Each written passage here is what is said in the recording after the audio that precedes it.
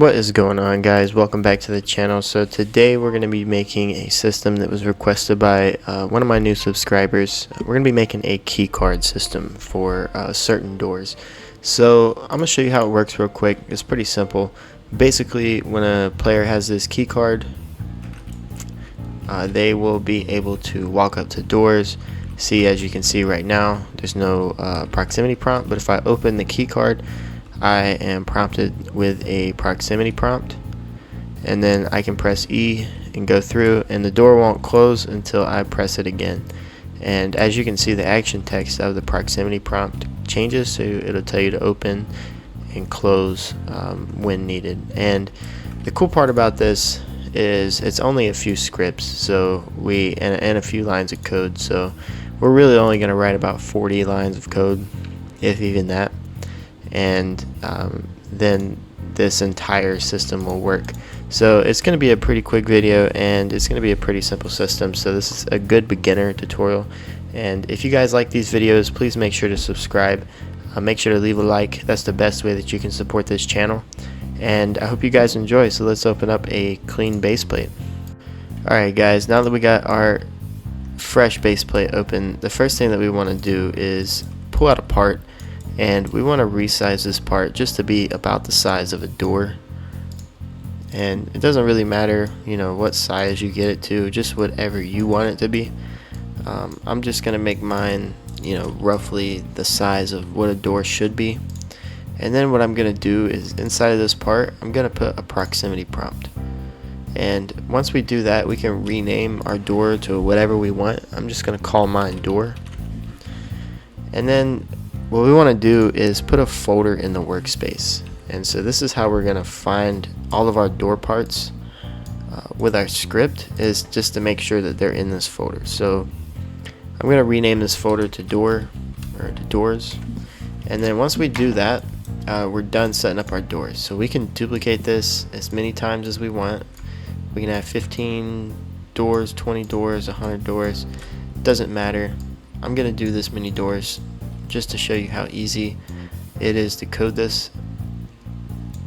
So typically, if you're not going to use a for IV and pairs loop, we would have to go through with a local script or a regular script and like find each door in each proximity prompt, and that's a pain in the ass.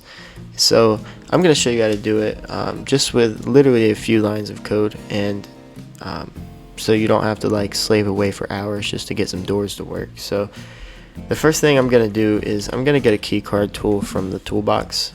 It doesn't really matter which one you get. I'm just going to get this admin keycard because it kind of looks cool. And I'm going to remove the decals on it. You don't have to. I just want to because I'm cool like that. And I'm just going to rename this to keycard. You don't have to either. That's just what I want to do.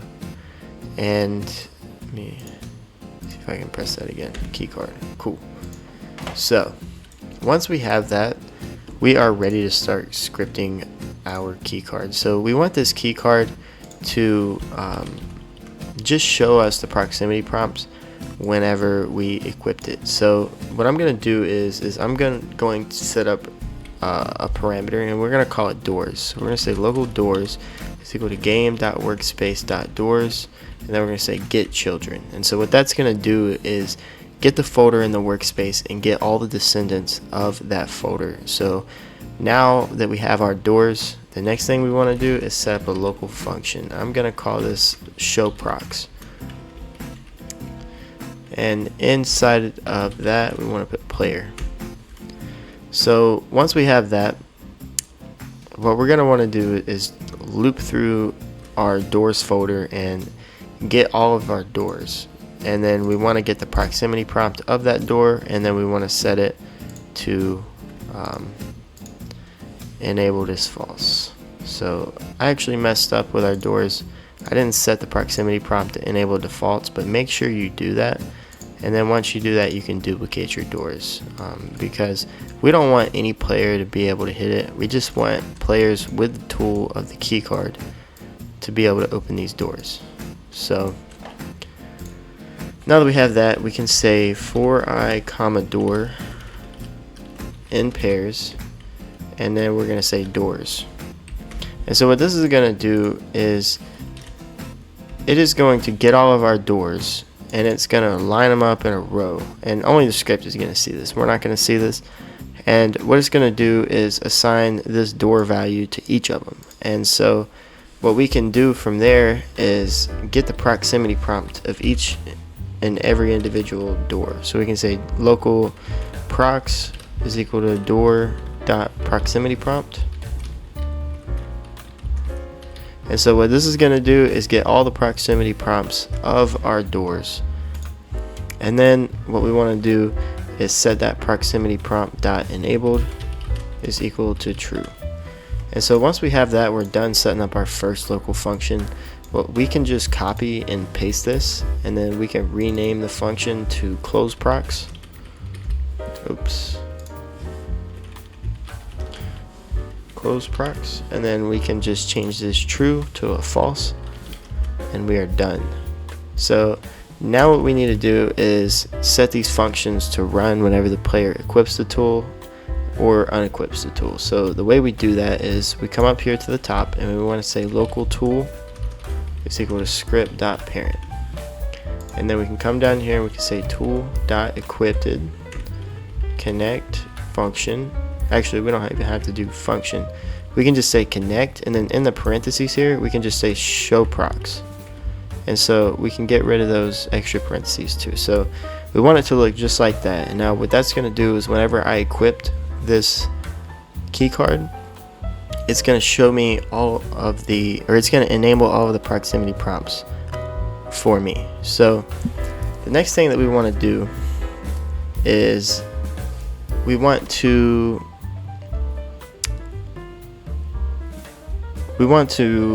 make it close when the player unequips the tool. So we're going to do the same thing, and then we're just going to say close prox in here. And so once we do that, our key card should be working. So let's run it and see.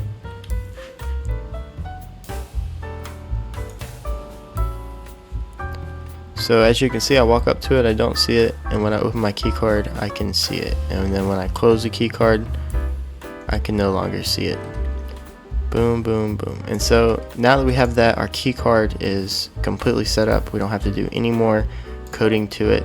Now what we want to do is go to the server script service, and we want to create a script, and I'm going to rename this to door opener. And so just like our other script, we want to keep this very simple. When the player fires the or when the player triggers the proximity prompt, we want the door to open, and we want to keep it just as simple as that. So we're going to say local doors is equal to game.workspace.doors, and then we're going to say get children, and then we're going to say for I comma door in pairs, and then in the parentheses we're going to say doors, and then make sure to put a do after that. And so once we have that, we're going to do pretty much the exact same thing we just did in our other script, except we want to write a prox triggered function inside of it. So we're going to say local prox is equal to door.proximity prompt, and then we're going to say prox dot triggered, and then we'll say connect,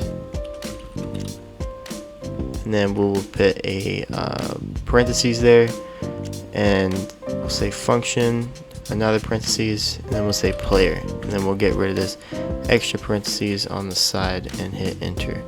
And so what this is going to do is whenever our prox is triggered, we want to write an if statement. Actually, we want to come up here before we do that, and we want to write an if statement, and we want to say if door.transparency is equal to 0 then. And what we want to do is set the action text of the proximity prompt to say open,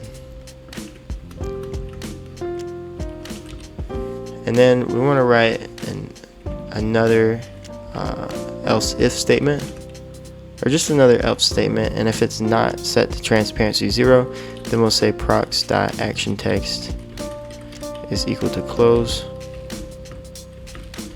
And we're gonna have to do pretty much the same thing again, so we can just copy this if then statement, and then here we can change this text to close and then change this text to open. So we want to flip it around, and the reason is because when the proximity prompt is triggered, we're gonna make the door open, and then we want the text to change to close. So when the player triggers it again, the text will say close instead of open.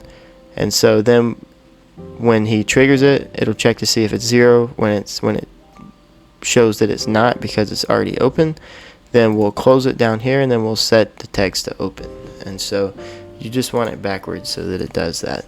And so now that we have that, we can literally just say door.transparency is equal to 0.5, and then down here I'm gonna do the same thing, except I'm gonna set it back to 0. And then under that we're gonna say door.canCollide, and then we're gonna set this to false, and then we're gonna copy this, bring it down here, and then set this to true. And so what that's gonna, the canCollide is if a player can walk through the part or not, right? So if this is set to false, then the player can walk through the part. If it's set to true, then the player will just run into the part and they cannot go through it. So once we have this, our proximity prompt or our key card system should be completely set up, and we should be able to go into the game, open up the proximity prompt, and then be able to open these doors and walk through them. So as you can see, I can walk through them, and it won't close until I press it. And the cool thing about this is it's not going to open up all the doors. It's only going to open up the doors that you want to open. And when we close that key card, it'll close all of the doors, or it won't let us see any of the proximity prompts on the doors. It won't close them. So like if I open it and then I unequipped, it'll just be an open door. I'll have to close it again, and as you can see, it works. So hope you guys enjoyed this video. If you like this quick tutorial on how to make a keycard system, then please subscribe and leave a like. That's the best way that you can support this channel. And if you want this model, you guys can join the Discord server, and I will be putting it in the free releases so that you can use it in your game. But without further ado, guys, that is all I have for you today, and I hope everybody has a good rest of their day. Bye bye.